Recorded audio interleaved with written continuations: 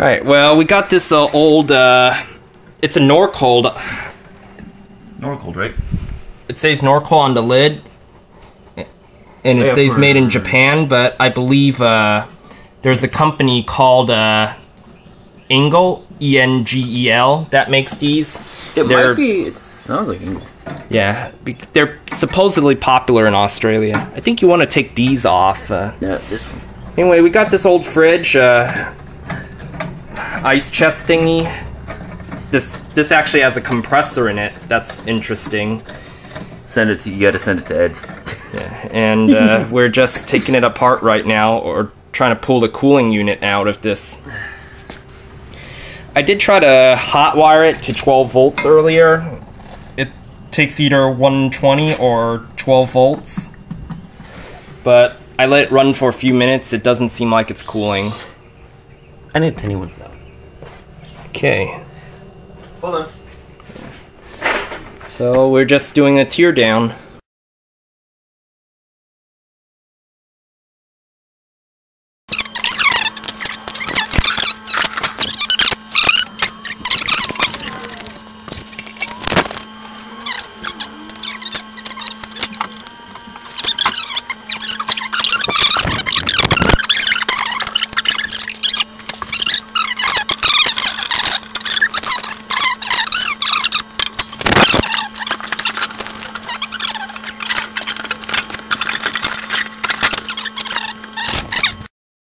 Yeah. I think that's just to get the shell off.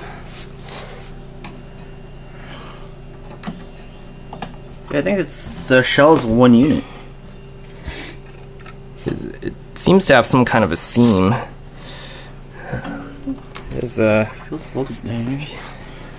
Might just be. I mean, we were lifting it out, so I think these are welded together. Oh, the seam. Yeah. I could see spot welds. Oh, okay. Spot welds. This one has to have spot welds too. Yeah. That one does. I can feel one. So I think the cooling unit just lifts straight out then. Should be. It should come out just separate. Because we just took off as many of the screws as we could find. There's like 2 more on this side too, on the corners. I think that's just to remove the shell. Yeah, I think all 4 of them were. Yeah, because I could see down in the bottom where I took out the screws right there.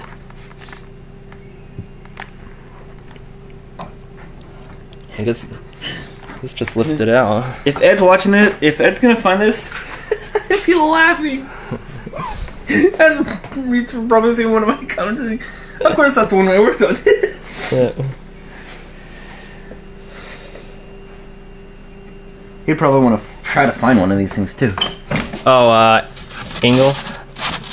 Well, they say they're popular in Australia, so Ed might find one. I don't think he'll have a problem. I don't think he'll have a problem finding it. He'll just have a fun thing to mess with it. How the hell did they get this in there? Yeah. I mean, it probably did get bent when it fell over, but these things supposedly will still keep working even though. There we go. Here, let's bend that over there. Here, grab the power supply. Alright. Okay. Oh, we still have a ground wire in the bottom. Here. Hold on. You got a pair of pliers? Hold this. Hold that. We don't need pliers. Or, oh, you got something to take that off? Yeah. I think that's a tiny one. Yeah, it's a really small nut. That's why I say like get like pliers or a small crescent wrench, and then you can just unscrew it with the edge. 1/4, 6 1/8, 7. That was the. Yep. Excuse me, Andrew. Alright. Oh yeah. It's one of these. Now it's one of these. Either a 1/4. Nope, not a 1/4. 6. Nope. 7. 7mm. Let's see. Yep.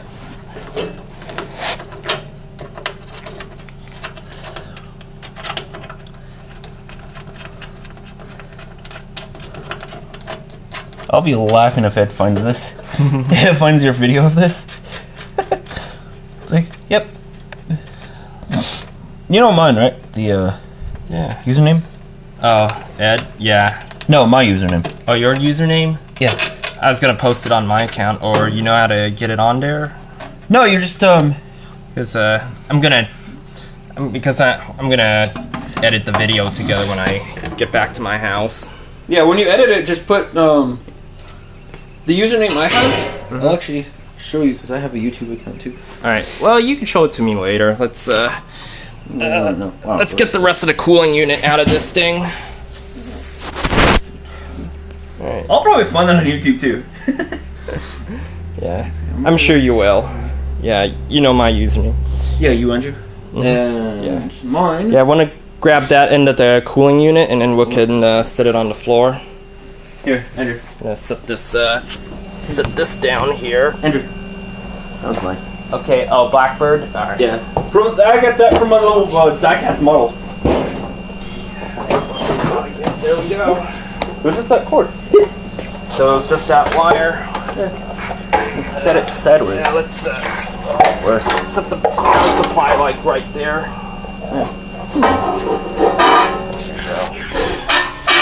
Well, here you go. Here's an entire Norcold Engel cooling unit from a. Let me see, what model is this thing?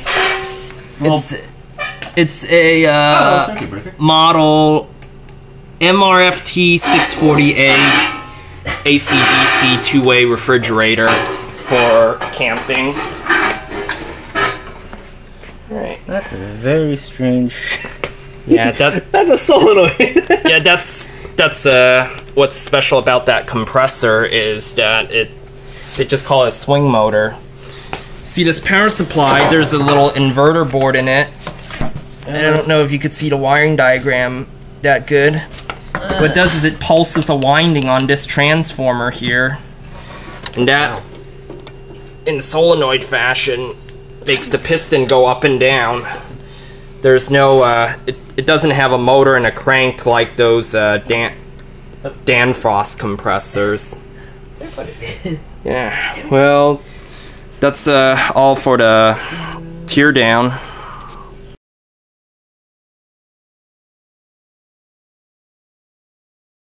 Going to this portion here, and the other one's going to this portion here. Yeah, that's the inverter board in the power supply. Yeah, so on these this two are. unit. This is your inverter portion, and this is your just direct. That's the 120 volt side. Yeah, 120 volts would be just right.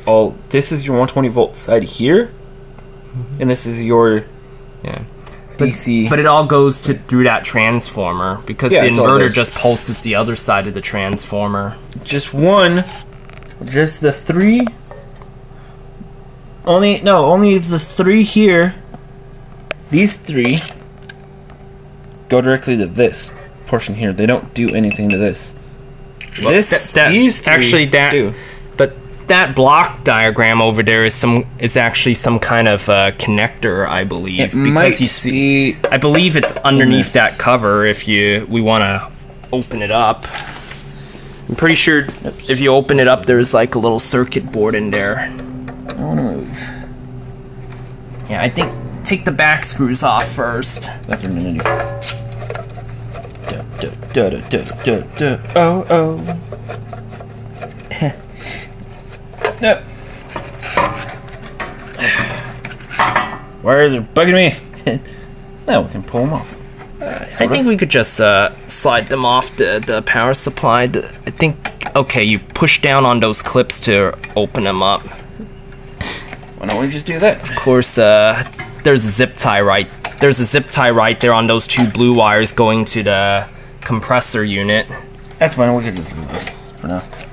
Yeah, let me get this off, and then we'll give you some more room. There we go. Never mind. There we go. No, it's just getting stuck on that. Yeah.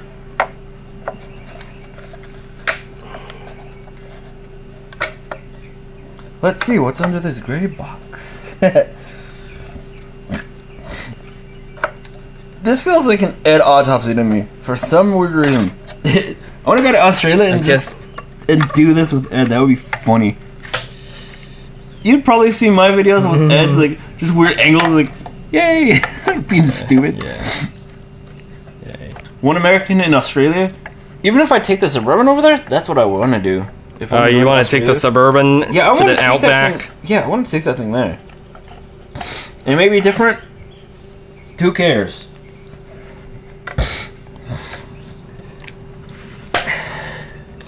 Usually, I think they say the biggest full size you'll see out there is a.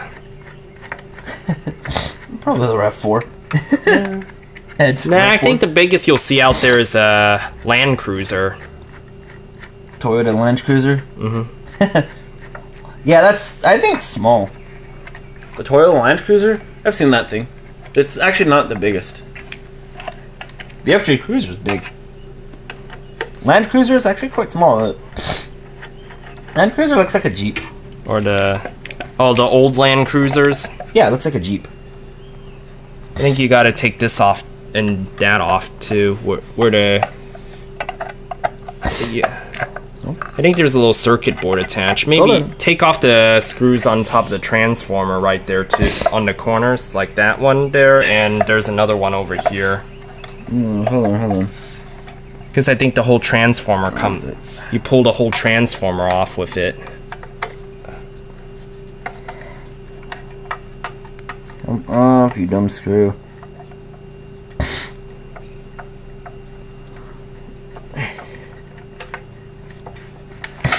Right, you're not gonna come off. You need it. There you go. Thank you. Yeah. Pop that one up. I think you still have to either take off the screws. I think they hold a circuit board or something inside. Try the black screw. What you? Oh, there's the. Yeah, that's. See that? See this over here? That's your junction block. That's the junction box. That's that connector there. That's your junction box there. And then all this portion here. Yeah, that's all these guys. That's that's the inverter. So you have coil. This guy. Junction block here. And then and your little terminals, your little end terminals here as well. Yeah, that's where they I think that's the dots on the schematic, and then you have that part's the transformer. And then this is in that. Yeah. Covered. Yeah, it's covered up. It's all nice and covered in a sort of a plasticky cardboard. Yeah. And maybe we'll pop that transformer. No, that's fine. Leave it. Oh, you want to leave that? 17 volts. Well, that's the. See, that's the input side. You have in. Yeah, that's 117. And then there's these ones but the out. bottom one's out. Yep, you can see where you can see the pink and the brown drive, and then this is to drive the blue wire drives the compressor. Primary 117 volts, which says here. Yeah, output 40, secondary 20 volts. Part number 15035A, Sawafuji Electrical Company. Japan. Limited, made in Japan. Oh, wow. Class 2. Hit. Must be beefy. Yeah. You see a class 2 like that, you could probably leave it. Usually most transformers are class 2. I think class 3 is like outdoor rated, meaning you could leave them out in the rain. Yeah, I'm just wanting to put this back on. Leave the power supply open because I'm gonna mess with it later. It is open. I'm just putting this thing back on. Yeah. And these are the screws for it. We'll just throw them back in the ice chest. Yep. Leave it open. Oh, want to leave it open? Just start throwing things in there. Yep. A little washer came off there too. Oh yeah, that self-lock washer. I can wash, and then probably we could leave those because it's because that just holds the transformer. Oh, hello. What can we do here? Oh, I think that just removes the circuit board. Yeah. Just take the transformer off. You want to take the... Alright. Why do you want to take the transformer off? Well, just get it off that plate. And then we could... It should make it easy to hot wire so that... And then I just need to figure out this. Yeah. Let's see, 2 of those I know is going to circuit breaker just by looking at it. see, are they soldered on? They look like. I could probably just cut those. They're probably all soldered in a specific order. Just by looking at this diagram. Well, missed. I saw that. I was like, well, damn it, I missed that one. That was a bad throw.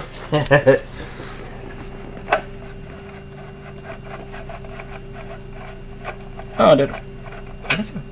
Yep. Fell off. Okay, I should take this off. What? Jeez, it's all stuck together. Yeah. Loctite. Nope. Lock washer. That's a little snap is. It's a little lock washer. Or it just sits there and sticks. It's a little lock washer. It also sticks too. Some of them just stick, like that one's stuck. Alright, and then. Oh. Really? Yeah, that's just a thing. That's the backplate. That's just a thing that they mount the power supply on. Okay, now we can. Well, the inverter board fell off too. I pulled because I pulled the thing off. Well, you see, you got those two big transistors. Nice cans. Oscillator. Oscillator. Those are Well, that's what generates the AC to drive the solenoid, the swing motor compressor. Can we? You're trying to pull that insulator off?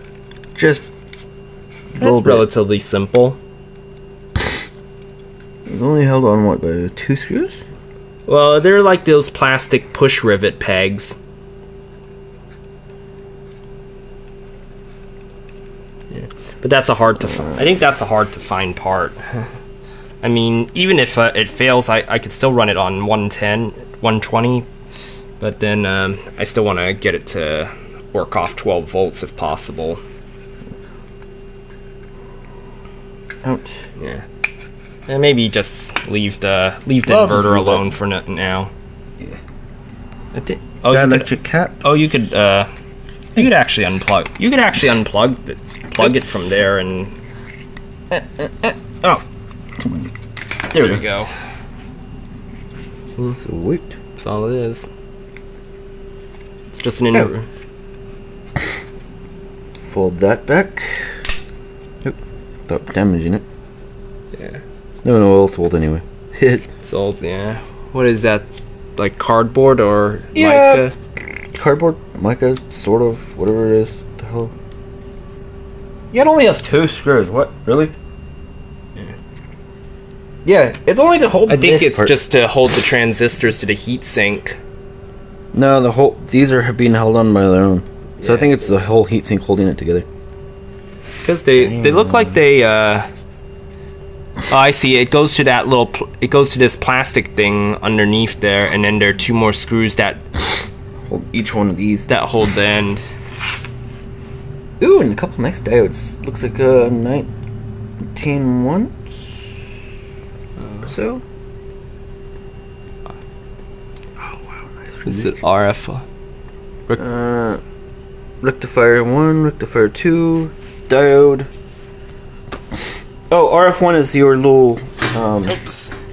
Let's resistor. set that thing right back down there. Resistor RF1, resistor 1, RF2, resistor 3. Where's? Oh, I see. Resistor field. That's what that's meaning. Huh. Oh, they're all precision resistors too.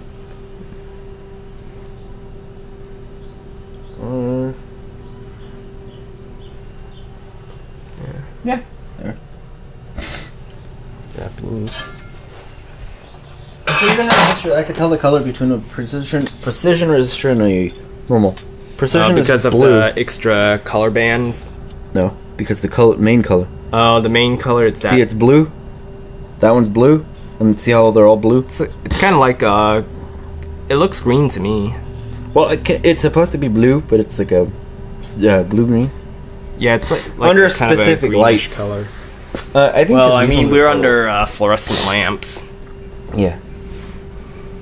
But I think the older ones, they are. I think these ones have faded. Their color has faded.